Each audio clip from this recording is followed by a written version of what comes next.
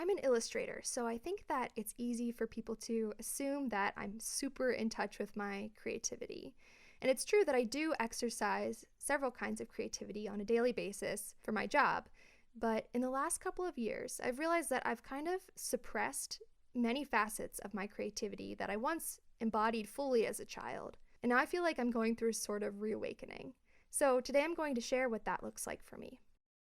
I'd love for this video to sort of bring you into a spirit of mindfulness and creativity, so you'll notice that it's a bit longer than my previous vlogs, with lots of pauses for reflection. I'd encourage you to get out a journal or whatever art project you might be working on. Maybe it's a piece of knitting or a painting, and you can then, if you choose to, listen to this discussion while you create. I just got home from the sleepy old lumber town of Cass, West Virginia, where I spent this past week at an old-time music retreat hosted by a traditional art school called Augusta.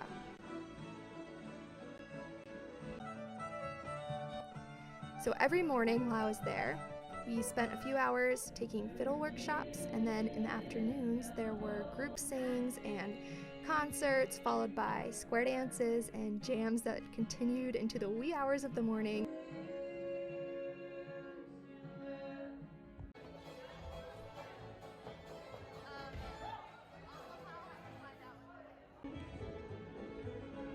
The majority of people in attendance at this camp were retired, and when I heard them play, I assumed that most of them had been playing, for a really long time since they were really young. But over the course of the week, as I shared meals with people and shared conversations with them, I found out that many of them actually didn't pick up these instruments until 5 or 10 years ago, when they were in their 50s and 60s, and now they're surprisingly good at all of these instruments. Ever since I was really young, I've loved drawing and painting, but I also love to be creative in tons of other ways too. I was just constantly making stuff. I'd spend weeks sculpting little creatures out of Sculpey clay. I would name them. I would write down their entire life stories. Another thing that I liked to do was put my beloved hamster Goldie in my pink Barbie Jeep, and I'd use my dad's digital camera to film and narrate stop motion videos of my sweet little hamster driving around the house. I sewed and crocheted an entire line of doll clothes from scratch and even photographed all my creations and used some sort of primitive circa 2005 graphic design software to design a catalog. I wrote short stories, again, mostly about my hamsters.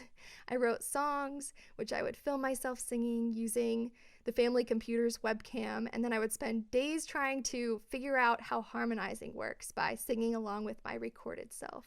I loved to host fashion shows with all my friends where we would compete to create the most unique outfits that we possibly could. But somewhere along the line, as I went from childhood into my preteen years, I started to receive more attention from my drawings and paintings than any of these other things, and I began to feel like that was kind of my thing. And so I just poured myself into becoming the best visual artist that I could be. I filled sketchbooks, I entered all the art contests that I could find in the highlights in American Girl magazines that I subscribed to, and my dream was to become an artist. And even though I had many doubts about whether or not I could do it for a career, I knew that I wanted to give it a shot. And along the way, I think I started to believe the myth that I had to choose one creative medium and only focus on that one thing. I don't think anyone really told me that, but I just kind of felt this internal self-imposed pressure to just get really good at this one thing. And so even though, for example, my family performed as an old-time family band when I was a kid, I didn't put in the effort to learn an instrument beyond a few of the easiest chords because I was so focused on becoming a great painter. I dabbled with sewing projects as I moved into my teenage years, but usually I gave up because it was really difficult and I felt like I was just so much better at painting and drawing. Eventually, I stopped writing poems and stories outside of school assignments because I thought that if it doesn't come naturally, it must not be for me. And my perfectionist tendencies meant that I channeled all of my creativity into one single outlet, which was painting and drawing, and I let all those other interests that I once loved slip away. So now, fast forward a whole bunch of years, and I've been a full-time artist for 5 years, and I've sort of proven to myself that I'm competent in this career path. And I do think that my singular focus on painting put me on an expedited trajectory to succeed at doing this for a living, since it is a little hard to make a career out of casually dabbling in a lot of different creative activities and making creatures out of clay and sewing doll clothes. But I'm realizing now that there is actually a lot more room for my other interests than I previously thought. And so this funny sort of internal shift has been stirring in me over the past couple of years. And I've started craving different ways to express this creativity. I started thinking in the past couple of years about little Rosalie, who made her own clothes and wrote songs and dreamed up all these fun stories, and I realized that I missed her. I missed the freedom of making things just because I wanted to. And so a year ago, I started taking online fiddle classes. I wanted a new way to connect with other people using music, and I'd always secretly wanted to play, but thought that I'd missed my shot, that I should have started learning when I was really little if I wanted to ever be good at it. But I went out on a limb and I purchased a package of 10 online lessons as a birthday gift for my 27th birthday last year. And I soon learned that 10 lessons is not enough time to make a lot of progress because fiddle is extremely difficult. And so 10 weeks then turned into a year of lessons. And over the course of this year, squeaking out my screechy little songs on my fiddle has become one of my favorite pastimes, even though it's often very frustrating and I have to make myself practice. I think that it's really easy to latch on to one identity and then come up with all these excuses as to why we don't mix it up more often. And as I was thinking about this, I came up with a few of the excuses that I think I've just been telling myself over and over again over the years. One of them is that I'm an illustrator, so I already express my creativity by drawing and painting. I don't have a knack for fashion, so I should just wear boring practical clothes. I'm so busy I could never find enough time to practice a new instrument.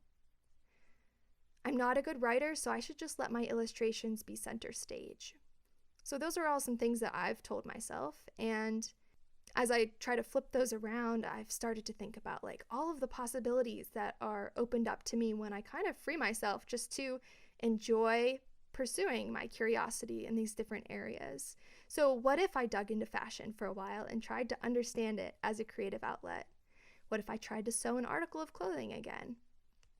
I love going thrifting and finding one-of-a-kind vintage clothes. So what if I spent a few months creating a wardrobe that is full of fun, unique pieces that make me really excited to get dressed every day?